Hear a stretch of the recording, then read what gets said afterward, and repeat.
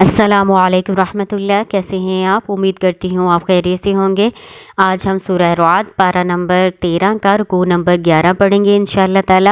شروع کرتے ہیں اللہ کے نام سے۔ اعوذ باللہ من الشیطان الرجیم، بسم اللہ الرحمن الرحیم۔ وَلَقَدِ اسْتُهْزِئَ بِرُسُلٍ مِّن قَبْلِكَ، اور بلا شبہ مذاق اڑایا گیا رسولوں کا آپ سے پہلے۔ فَأَمْلَيْتُ لِلَّذِينَ كَفَرُوا، پھر میں نے ڈھیل دی ان لوگوں کو جنہوں نے کفر کیا تھا۔ ثُمَّ أَخَذْتُهُمْ، پھر میں نے ان کو پکڑ لیا۔ فَكَيْفَ كَانَ عِقَابِ، بس کیسی ہوئی میری سزا یا میرا عذاب۔ اللہ تعالیٰ اپنے نبی صلی اللہ علیہ وآلہ وسلم کو تسلی دے رہے ہیں کہ آپ پریشان نہ ہوں۔ آپ سے پہلے جتنے بھی رسول گزر چکے ہیں ان کے دور کے کافروں نے بھی ان کا اسی طرح سے مذاق اڑایا اور اپنے انبیاء کو تکلیف دی تھی، تو آپ پریشان نہ ہوں، ہم ان کو تھوڑی دیر کے لیے ڈھیل دے رہے ہیں، پھر ہم ان کو پکڑ لیں گے۔ اللہ تعالیٰ کا طریقہ بھی یہی ہے۔ صحیح مسلم اور صحیح بخاری میں حدیث موجود ہے، آپ صلی اللہ علیہ وآلہ وسلم نے فرمایا، ان اللہ لا یملی للظالم، بے شک اللہ تعالیٰ یقیناً ڈھیل دیتا ہے ظالم کو، حتی اذا اخذہ لم یفلتہ، یہاں تک کہ جب اس کو پکڑتا ہے تو اسے چھوڑتا نہیں۔ افمن ہوا قائم علی کل نفس بما کسبت، افمن کیا پھر جو ہوا وہ قائم نگران ہے، علی کل نفس ہر جان پر، بما ساتھ اس کے جو کسبت اس نے کمایا۔ با محاورہ ترجمہ اس طرح سے بنے گا کہ اللہ تعالیٰ ہر جان کی نگرانی کرنے والا ہے اس کے کیے ہوئے اعمال پر، یعنی ہر انسان جو بھی عمل کرتا ہے اللہ تعالیٰ کو خوب معلوم ہے۔ وَجَعَلُوا لِلَّهِ شُرَكَاءَ، اور انہوں نے بنائے اللہ کے لیے شریک۔ قُلْ سَمُّوهُمْ، کہہ دیجئے نام لو ان کے۔ ام تُنَبِّئُونَهُ، کیا تم خبر دیتے ہو اس کو، یعنی اللہ کو، بما وہ جو لا یعلم فی الارض، جو وہ نہیں جانتا زمین میں، ام بظاہر من القول، یا پھر ظاہری باتیں ہیں۔ بل زین للذین کفروا مکرہم، بلکہ سجا دی گئی ان لوگوں کے لیے جنہوں نے کفر کیا ان کے مکر و فریب کو، وصدوا، اور وہ روک دیے گئے، عن السبیل، راستے سے، ومن یضلل اللہ، اور جس کو گمراہ رہنے دے اللہ، فما لہ من ہاد، پر نہیں اس کو کوئی ہدایت دینے والا۔ کہنے کا مطلب یہ ہے کہ کیا اللہ تعالیٰ اور ان کے معبود جو باطل ہیں وہ برابر ہو سکتے ہیں؟ کبھی بھی برابر نہیں ہو سکتے۔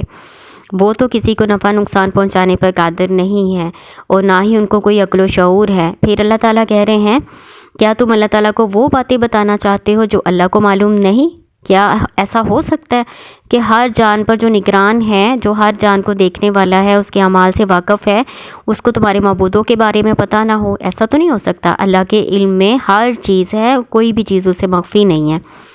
پھر اللہ تعالیٰ یہاں پہ بیان کر رہے ہیں کہ یہ ظاہری باتیں کرتے ہیں۔ ظاہری باتیں کون سی ہوتی ہیں؟ ان کی گمان کی، ان کی خیال کی، اپنی طرف سے بنائی ہوئی باتیں جس کی کوئی دلیل نہ ہو، یعنی بے دلیل باتیں۔ سورۃ النجم کی آیت نمبر 23 میں بیان کیا گیا ہے ترجمہ، حالانکہ یہ تمہارے اور تمہارے باپوں کے رکھے ہوئے نام ہیں جن کی کوئی دلیل اللہ نے نہیں اتاری، یہ صرف گمان اور خواہش نفس کی پیروی کرتے ہیں۔ سورۃ النجم آیت نمبر 23۔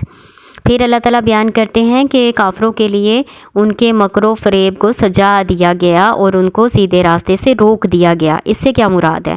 جو وہ مکر و فریب کرتے ہیں نا، مکر سے مراد کیا ہے؟ مکر فریب ان کے غلط عقائد اور غلط اعمال ہیں جن کو شیطان سجا کے خوبصورت بنا کے ان کے سامنے پیش کرتا ہے، ان کو دکھاتا ہے کہ یہ تمہارے غلط اعمال غلط نہیں ہیں بلکہ اچھے ہیں، تو ان کو وہ اچھے لگتے ہیں۔ اور ایسا کیوں ہوتا ہے؟ ان کو حق بات کی، سیدھے راستے کی توفیق کیوں نہیں ہوتی؟ کیونکہ وہ غلط اعمال کرتے ہیں۔ اس میں ہمارے لیے بھی سبق ہے کہ شیطان ہم پر کیوں حاوی ہو جاتا ہے، ہمیں نیک کام کرنے کی توفیق کیوں نہیں ہوتی؟ کیونکہ ہمارے اعمال غلط ہیں۔ عقیدے کے لحاظ سے تو ہم درست ہیں لیکن ہمارے اعمال غلط ہیں۔ ہم اللہ تعالیٰ پر ایمان تو رکھتے ہیں عقیدے کے لحاظ سے، لیکن اللہ تعالیٰ کی بات مانتے نہیں ہیں۔ اس پر مزید وبال کہ ہم اپنے برے اعمال کو برا جانتے ہی نہیں۔ اگر ہم برا سمجھیں گے تو ان کو چھوڑیں گے؟ ہم کہتے ہیں ہم تو ٹھیک ہیں، اگلے دوسرے لوگ غلط ہیں، ہم اپنے آپ کو درست ہی کہتے ہیں۔ یہ بھی اللہ کی طرف سے ایک سزا ہے کہ ہمیں حق بات کی توفیق نہیں ہوتی۔ کسی کا ایک قول میں نے کہیں پڑھا تھا کہ اللہ تعالیٰ جب کسی سے ناراض ہوتے ہیں تو اسے رزق نہیں چھینتے بلکہ اس سے سجدوں کی توفیق چھین لیتے ہیں، یعنی یہ بھی اللہ کی طرف سے ایک سزا ہی ہوتی ہے۔ لَهُمْ عَذَابٌ فِي الْحَيَاةِ الدُّنْيَا وَلَعَذَابُ الْآخِرَةِ أَشَقُّ، لہم ان کے لیے عذاب فی الحیاتی دنیا کی زندگی میں، ولا عذاب الآخرتی اور یقیناً آخرت کا عذاب اشق زیادہ سخت ہے۔ اشق افعلو کے وزن پر اسم تفصیل ہے، یعنی دنیا کے مقابلے میں بہت زیادہ سخت۔ وما لہم من اللہ من واق اور نہیں ان کے لیے اللہ سے کوئی بچانے والا۔ من زائدہ ہے، من کا کوئی ترجمہ نہیں لگنا یہاں پہ، یعنی اللہ کے مقابلے میں اللہ کے عذاب سے بچانے والا کوئی بھی ان کا مددگار نہیں ہوگا۔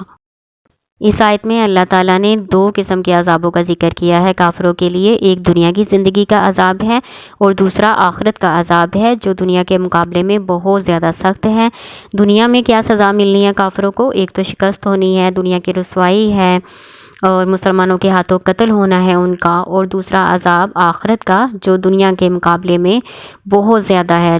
مثل الجنت التی وعد المتقون، مثال جنتی جنت کی، التی وہ جو، وعدہ کیا گیا، متقون متقیوں سے، تجری من تحتها الانہار بہتی ہیں اس کے نیچے نہریں، اکلوها دائم وذلها ہمیشہ رہنے والا اس کا پھل اور اس کا سایہ، عقبی الذین اتقوا انجام ان لوگوں کا جو پرہیزگار ہوئے، وعقبی الکافرین النار اور انجام کافروں کا آگ۔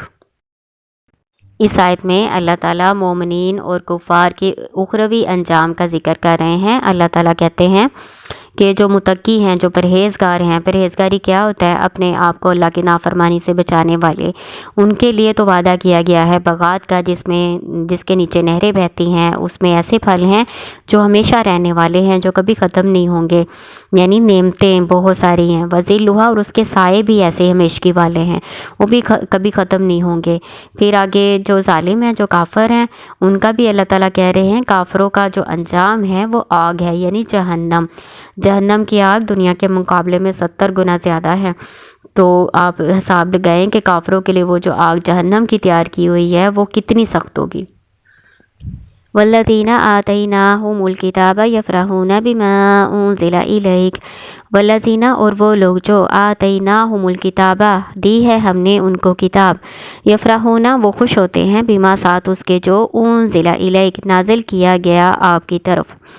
اس میں اللہ تعالیٰ اہل کتاب جو یہود و نصارہ ہیں ان میں سے ایمان والوں کی تعریف کر رہے ہیں، جیسا کہ عبداللہ بن سلام اور ان کے ساتھی جو ایمان لے آئے تھے اور وہ خوش بھی ہوتے تھے قرآن پر ایمان لانے سے، اور قرآن میں جو اللہ تعالیٰ نے وعدے کیے ہیں ان کو پورا کیا، ان جو احکامات بیان کیے اس کی موافقت جب وہ اپنی کتابوں میں دیکھتے ہیں نا تو اور زیادہ خوش ہوتے ہیں اور ایمان ان کا اور زیادہ پختہ ہو جاتا ہے۔ وَمِنَ الْأَحْزَابِ مَن يُنكِرُ بَعْضَهُ اور گروہوں میں سے وہ جو انکار کرتے ہیں اس کی بعض باتوں کا۔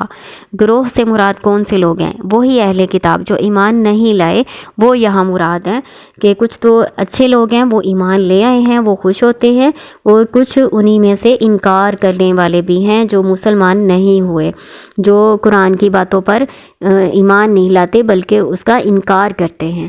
قل انما امرت ان اعبد اللہ ولا اشرک بہ، قل کہہ دیجئے انما بے شک صرف، یہ جو ما انا کے ساتھ لگا ہوتا ہے نا اس کو ما کافہ کہتے ہیں، اس کا ترجمہ بھی صرف کے ساتھ کرتے ہیں۔ بے شک صرف امرتو مجھے حکم دیا گیا ہے ان اعبد اللہ کہ میں عبادت کروں اللہ کی، ولا اشرک بہ اور نہ میں شریک ٹھہراؤں اس کے ساتھ۔ یعنی اگر یہ گروہ نہیں مانتے، یہود و نصارہ اگر نہیں مانتے تو آپ کہہ دیجئے کہ میں تو اس بات کا حکم دیا گیا ہوں کہ میں اللہ کی عبادت کروں۔ عبادت سے مراد یہاں پر اطاعت ہے۔ الیہ اسی کی طرف ادعو میں بلاتا ہوں، و الیہ مآب اور اسی کی طرف میرا لوٹنا ہے۔ وَكَذَلِكَ اور اسی طرح سے أَنزَلْنَاهُ حُكْمًا عَرَبِيًّا نازل کیا ہم نے اس کو حکم عربی زبان میں، حکم یعنی فرمان۔ وَلَئِنِ اتَّبَعْتَ أَهْوَاءَهُمْ اور البتہ اگر آپ نے پیروی کی ان کی خواہشات کی، بعد ما جاءك من العلم بعد اس کے جو آ گیا آپ کے پاس علم میں سے، ما لک من اللہ من ولی ولا واق نہیں آپ کے لیے اللہ سے یعنی اللہ سے بچانے والا کوئی حمایتی اور نہ کوئی بچانے والا۔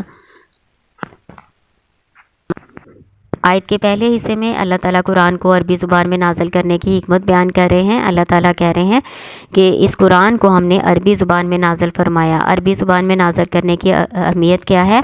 ایک تو آپ جانتے ہیں کہ جو قرآن کے اولین مخاطب ہیں وہ اہل عرب تھے، تو سب سے پہلے ان کا جاننا اور سمجھنا ضروری تھا، اس لیے انہی کی زبان میں اللہ تعالیٰ نے قرآن کو نازل فرمایا۔ اگر کسی اور زبان میں قرآن نازل کیا جاتا تو وہ اس کو سمجھ نہ پاتے، اس لیے اللہ تعالیٰ نے قرآن کو عربی زبان میں نازل فرمایا۔ اس کے علاوہ آپ جانتے ہیں کہ جو عربی زبان ہے وہ وسیع تر زبانوں میں سے ہے، یعنی اس میں بہت تھوڑے سے الفاظ میں زیادہ معنی سما جاتے ہیں، بہت وسیع زبان ہے، اس لیے اللہ تعالیٰ نے اس زبان کو منتخب کیا۔ پھر اللہ تعالیٰ کہہ رہے ہیں کہ اے نبی صلی اللہ علیہ وسلم، اگر آپ نے ان کافروں کی بات مانی، ان کی خواہشات کا لحاظ کیا تو اللہ تعالیٰ سے آپ کو بچانے والا کوئی نہ ہوگا، نہ کوئی آپ کی حمایت کر سکے گا۔ ان کی کیا خواہشات تھی؟ وہ مختلف باتیں چاہتے تھے۔ وہ چاہتے تھے کہ ان کی بات مانی جائے، ان کی بات کی موافقت کی جائے، یعنی جیسے بیت المقدس کو ہمیشہ کے لیے قبلہ بنائے رکھنا، یا پھر جیسے کہ انہوں نے اللہ تعالیٰ کے احکامات کو اپنی کتابوں میں بدلا ہوا تھا تو اسی تبدیلی کے ساتھ اس کو قبول کیا جاتا۔ لیکن آپ صلی اللہ علیہ وسلم کو کہا جا رہا ہے کہ آپ کے پاس علم آ گیا ہے تو آپ اس کی پیروی کیجئے اور ان کی خواہشات کے پیچھے نہ لگیں۔ علم سے مراد کیا ہے؟ علم سے مراد نبی صلی اللہ علیہ وسلم کو جو وحی اور نبوت عطا ہوئی ہے اور کتاب کے ذریعے سے جو اللہ تعالیٰ نے علم عطا فرمایا ہے، یہاں وہ مراد ہے، یعنی آپ قرآن پاک پر عمل کریں، وحی کے مطابق عمل کریں، آپ ان کی خواہشات کے پیچھے نہ چلیں۔